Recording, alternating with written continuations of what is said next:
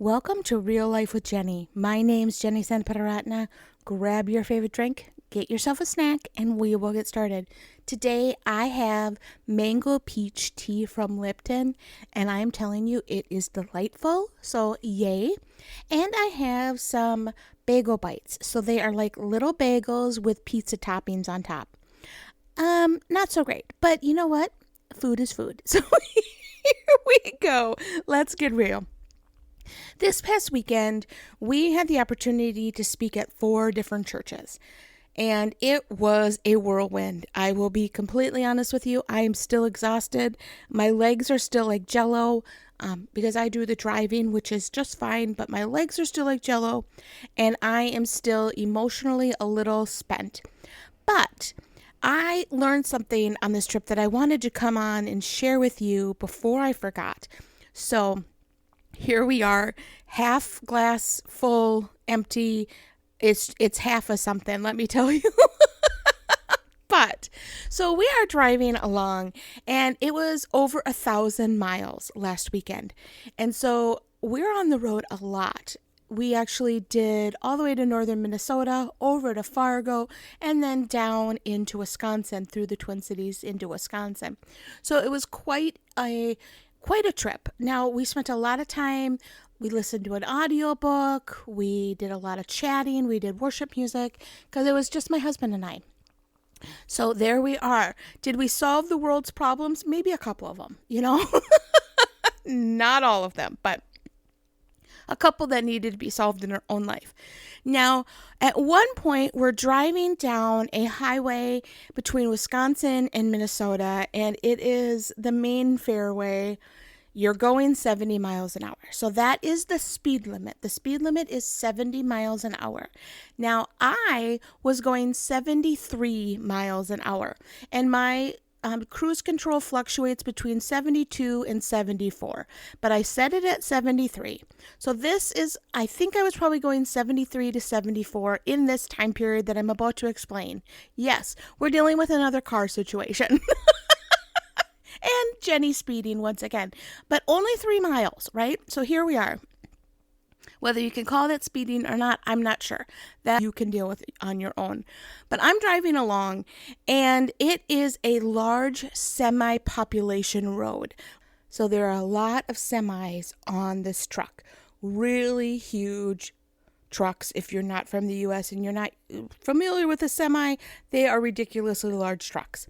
And so I was kind of caught in between a semi in front of me, a semi on one side of me, and a car that wanted to go a lot faster than I was going. And so he was right on my bumper, and I cannot get over. There is nowhere to go. And eventually the semi in front of me moved out of the way, and I actually ended up speeding up to get out of this guy's way because he was almost dangerously on my tail. And so I moved over so he could go away, and he had a long car in front of him, and then I went back to my speed. And all of a sudden, within about 5 minutes of this, they are way ahead of me. Everyone in that pack is super far ahead of me, and everyone behind me is super far behind me. And I kind of looked around and went, what am I doing wrong? Why is everybody way ahead of me or way behind me? Am I speeding or am I not going fast enough? And it was like that for at least 5 to 10 miles, that it was just me and Kevin, of course, but just our vehicle. Everyone else was either super far behind or really far ahead. And I got really nervous. I kept looking down at my speedometer going, am I going too slow? Am I going too fast? Have they changed the speed limit? Are we in construction? Like, what's happening? Like, I just kind of had a little moment there. And it was just at that moment that God is so gracious. And he was like, this is your life. And I was like, okay, great. What does that mean, God? And he just started pouring things into my life about comparison. And it is so often in life that you look around you and everyone is so far ahead of you. I was actually talking to a girlfriend today about this. And you feel like everyone in ministry, in their family, financially, socially, everyone is super far ahead of you, or they are super far behind you. Maybe because of their age, maybe because of some circumstance in their life, and all of a sudden you're looking around going, why am I the only one in this space? Why am I the only one here? What have I done wrong? And it was at that moment that God was like, but you're in the center of what I want you to be. And I have been feeling like that in my life lately. I've looked around and I've gone, boy, they have a lot more friends than I do. They're a lot more social than I am. They have more money than I do. Their ministry looks so much more successful than ours. And I go, why am I lagging behind? Am I going at the right speed? Am I pushing enough? Am I working hard enough? Am I following what God really wants me to be doing? Am I, going down the list and making sure I'm doing everything right? You look at other people's, especially for me, weight loss journeys, and you go, wait, they've only been doing this for 2 months and they're so much further ahead than I am. Like, how come things aren't working for me that way? And am I failing? And you start getting in your head about being alone on that journey and looking around and only seeing people really far ahead of you or behind you. And the people behind you, you're like, oh, sweetie, it's going to be okay. You're encouraging to them, right? You're like, it's going to be okay. You just started. Don't worry about it. So you've just started saving money and it's going to be okay. And you just started a brand new job. Of course you aren't up for a raise at this point. Like, you're encouraging to the people behind you. But when you're in that middle gap where there is no one else, you really will question whether you're on the right path or not. And I was encouraged when the Lord was like, you're in the center of my will. And that sounds so weird because I deal with comparison, and I think many of us do, in not the most positive way. Because when you are, for me, we're in ministry.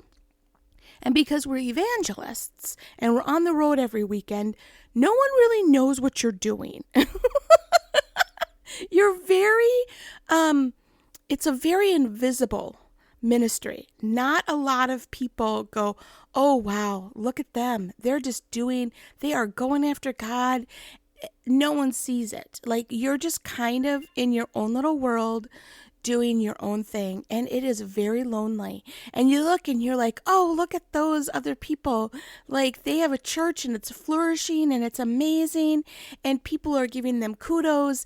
And even like on Pastor's Appreciation Month, you're like, wow, everybody, like all my pastor friends are getting all these gifts because they're so appreciated.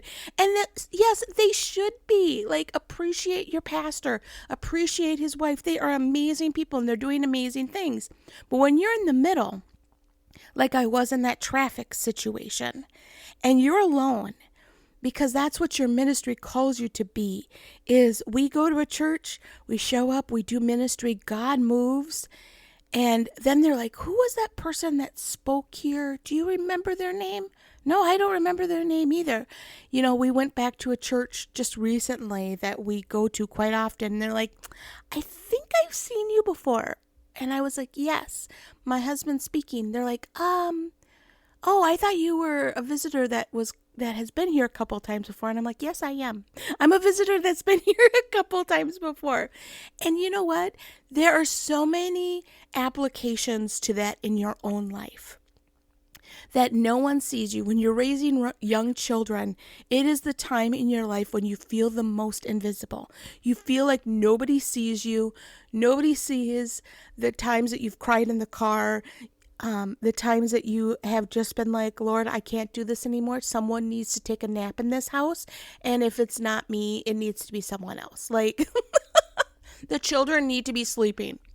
You have those moments that you look around and you look at other people and you're like, wow, they have got it all together. Like, their children are nicely dressed and their hair is perfect and she has makeup on this morning. Like, how did she have time to put makeup on? I had barely had time to brush my teeth this morning. And there she is. She's got her dress. Everything's ironed. Like, what is happening in their world that I can't keep up with?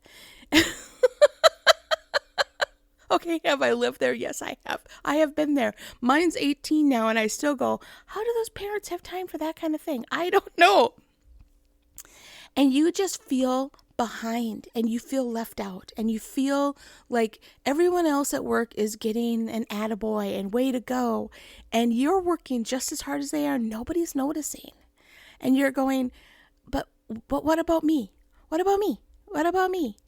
And that is a natural tendency. It really is. It's not something you should be upset about. It's sometimes something that we condemn. Like, and that frustrates me. I'll just be completely honest with you. Like, that frustrates when people are like, but it's not about you. Well, it is. It has to be, because that's the only life you can live. I can't live someone else's life. And I need to take care of me. And that's my job. My job is to take care of me, be the best person that I can be, so then I can be great for other people. And when you're in that space that you feel all alone and you're like, am I behind? Why am I behind? Or am I super far ahead and I'm actually doing something wrong? Because if I were ahead of everybody else and I was speeding a little bit more than I was, that wouldn't be right either, because then am I taking shortcuts? Am I not doing things like everything? When you bring home a piece of furniture and you put it together, because we never buy furniture that's already pre-made. So anyway, when you buy a piece of furniture, like we always do, that comes in a box and you have to put it together, you don't do that quickly. You do it efficiently. Like, you need to make sure all of the bolts and screws and everything are put in. And when you have like a little bag left over, I always look in the instructions and go, am I supposed to have leftovers? Because is this bookshelf going to stand? Because there's a bunch of pieces that are not in it. Did I cut corners here? And that is why I'm so far ahead. Did I cut corners and it's going to come and it's going to be a problem later? Because I don't want to be a person that cuts corners and then eventually gets to the point that I'm like, oh, that's why I needed to do that, because now I'm in trouble. I learned that very quickly at my old job, because I'm not a detail person. I have a problem with like making sure every little box is checked. I tend to like make the boxes and then forget that they're there. And so I found very quickly that I needed to have those check boxes, and I needed to check them, because I could not cut corners. When I cut corners, things got messed up. And so you're on both spectrums, and you're kind of in the middle. I would call it in the place that feels uncomfortable. And I just wanted to remind you that sometimes you're in a place that's uncomfortable because you're standing where God wants you to be. And it may feel lonely. It may feel like, it just may feel uncomfortable. I don't know how else to put that. And God says, I see you and I love you, and the plan is working out. And I don't know what that means for you, but at that moment when I was driving and I was tired and I'm looking and I'm like, why am I alone right now on this road? God was like, but you're not alone in life.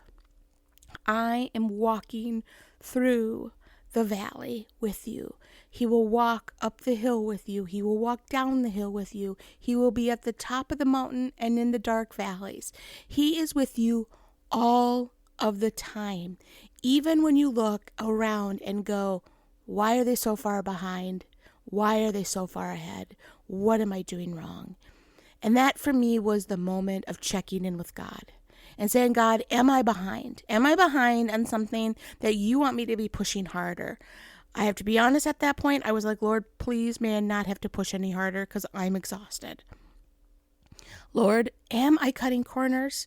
Am I going in a direction that you don't want me to be going in? Or is this just the place that you have me right now? Is this a season moment? And I think we so often forget about those moments that are seasons. We never can be in a place that we feel like this is permanent. And I talked about that a little bit in a previous podcast.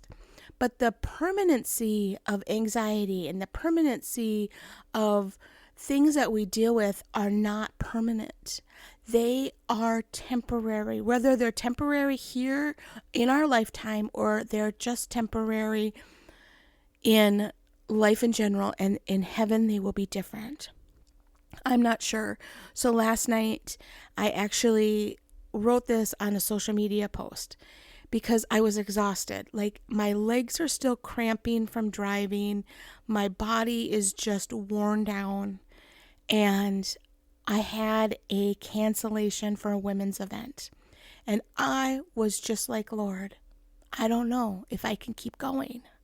I don't know if this is for me. And I think we all have those moments, right? Like, is this for me? Should I keep going? And what I decided to do is find a spot of joy in my day. So what I did is I pulled out the chicken, and this is going to sound really weird. I pulled out chicken. I started chopping up the chicken for dinner, and I am kind of obsessed with Top Chef right now. And they had done something on Top Chef that had kind of like sparked something in my head. I never saw a recipe. They just did something and I thought, oh, wouldn't that be fun? And so I chopped up some chicken. I started browning it. I put some ranch powder on it that I had gotten from the Dollar Tree. Woot woot. Thank you, Dollar Tree. I'm super excited about that new product. Anyway, I had butter. So I was like sauteing them in butter and then put on the ranch. I threw in some noodles, orzo, and put some Parmesan and butter in that. Threw it all together. And it was just one of those moments. You're like, what? You're giving me a cooking lesson. What is happening here? But it had been such a rough day because I just felt like, what am I doing wrong? Like, my body hurts. I am exhausted emotionally. I snapped at my daughter that day. I snapped at my husband. I had a cancellation for a women's event that I'm like, why are they canceling on me? What did I do? Did they your brain starts going. And all of a sudden, I looked down at this meal, and as it was finished, and it was just a moment of like, oh, wait, I can still do something good. And it was so silly because it was one of the best meals I've had in a very long time. Not because I'm bragging, just because it was a comfort meal. It was delicious. And it was just like, I can do good things. And sometimes when you're in that space of feeling like you cannot do anything, stop and do something that you can do. Stop and do something that actually brings you joy. And that's why I've been doing a craft every single week. Whether they're good or bad, I've been doing a simple craft that I feel like I can do and I can do well. And it just makes the rest of my life feel a little bit better. So if there's something in your life that feels like you're in that space that you're either way behind or way ahead of people, and you're feeling the sense of disappointment and overwhelmed, and you're sitting in God's presence going, Lord, I need you now, because there's no place better than that. My practical tip is to do something that you know how to do that will be successful in that moment, whether it is making a piece of toast, going for a walk, putting out a puzzle, doing a craft. Those are the things that work for me. Turning on some music, whatever works in that moment, just to remind yourself that you are talented and you're going to be okay. I hope that makes sense. I don't know. Maybe it doesn't. But I'm just praying that resonates with you, that you understand that first of all, you're not alone in that road. When you look and everybody else is super far ahead or there's a couple lagging behind, you're not alone right there. A lot of us are in that situation going, what did I do wrong that I'm not with everybody else? And God loves you and he sees you and he's going to walk through that season with you. And during that season, it is okay to find things that bring you joy and bring you contentment in that moment. And I just pray that you find creative ways to do that. Well, that's all I have for you this week. It's kind of a long one, but that's okay. I hope that you had a good snack through that. You can find me at Real Life with Jenny on Instagram, Facebook, and on Be Real. You can also support this ministry, and thank you so much for those who have sent money for Buy Me a Coffee at Real Life with Jenny. It has been amazing, and you have made my day. Someone actually came on as a monthly supporter, and I was giddy for at least 3 to 4 hours. And my husband was like, calm down, it's gonna be okay. And I was like, this is the most exciting thing that has happened in a really long time. So thank you, thank you, thank you. I really appreciate that. And you can also go to christconnection.cc/Jen. Boy, I must be in a rambling mood. But if you feel alone and you feel like everybody's way ahead of you or there's a couple lagging behind, know that God is with you and that He has a plan and He knows what it's like to feel alone in that moment. And He will give you comfort and hope and that you can keep going. Don't give up. Keep going because this is just a season. It will change and it will get better. Have a great week.